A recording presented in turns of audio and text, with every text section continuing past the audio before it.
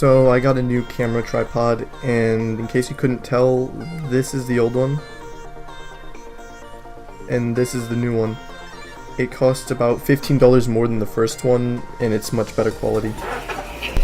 I went ahead and hand planed this wood because I wanted to, and included the footage because I could.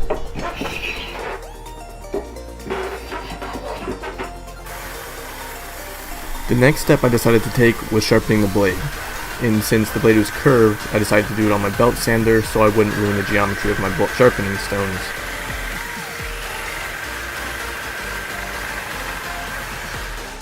I didn't put much thought into the camera angle here, but what I'm doing is basically marking off where I need to cut the leather with my kiridashi.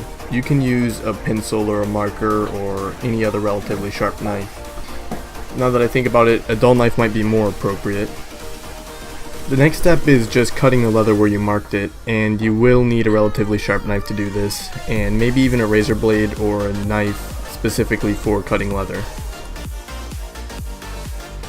What I'm doing now is cutting the leather spacers on a bevel so it's a little more contoured.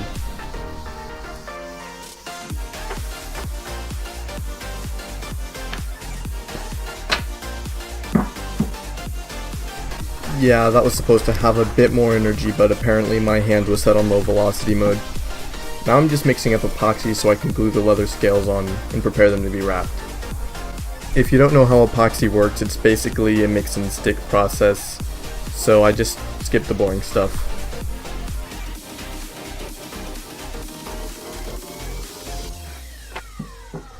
I couldn't find a clamp to hold everything to keep it rounded and keep everything pressured evenly, so I had to hold it with my hands for the 5-minute drawing period, and then I let it sit for about another 10 minutes. Ah, that's funny, you thought I was going to sit here for 5 minutes. What I actually did is I wrapped it up with paracord and got everything pressured down, and then when that was done I removed the paracord, re-wrapped it, and then put epoxy over the top of it.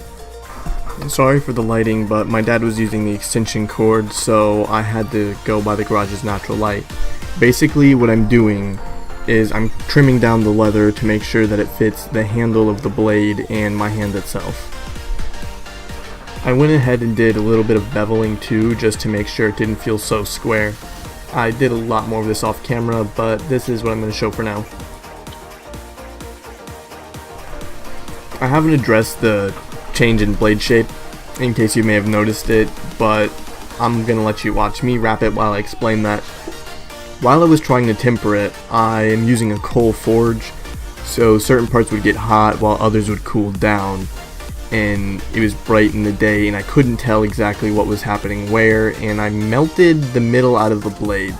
So the only thing I could do was grind it out with an angle grinder and just start completely from scratch. So I did all that off camera, and I stuck with the original design.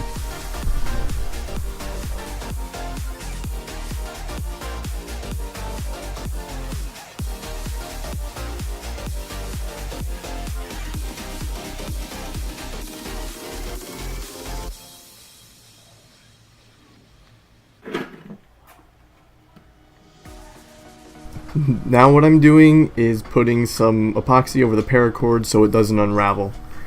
And what I forgot to mention is that I pulled the core out of the paracord, so it's just the outer lining.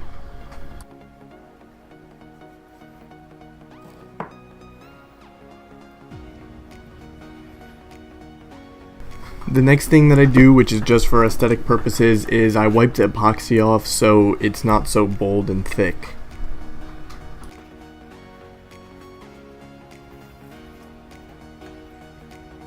The next thing that I did was add this Japanese paracord wrap that uses a flat cord. Basically, you just make small X's and do a full turn every time you lay an X.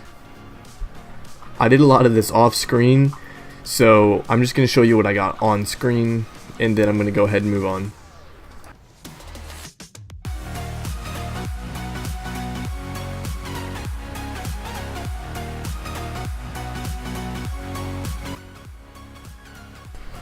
I'm gonna let you watch a little bit of the process here, but basically you do just make little X's and then do a half twist, pinch it, and then do another half twist.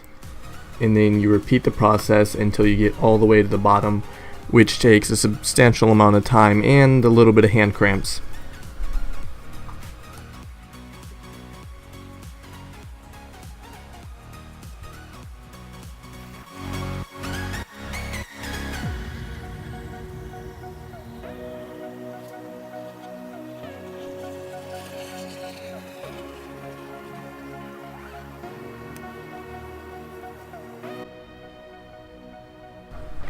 After I finished wrapping the handle, I tied a knot in the bottom of it and put a safety pin through the knot so it wouldn't move, and then I repeated the steps that I used for the under wrap.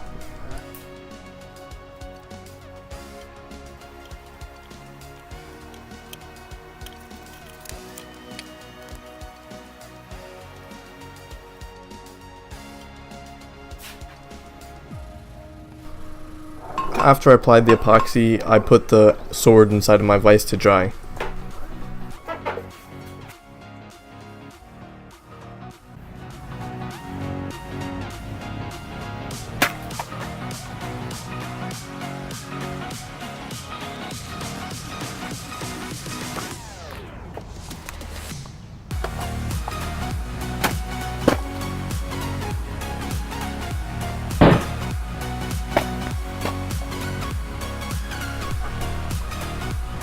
That was cool.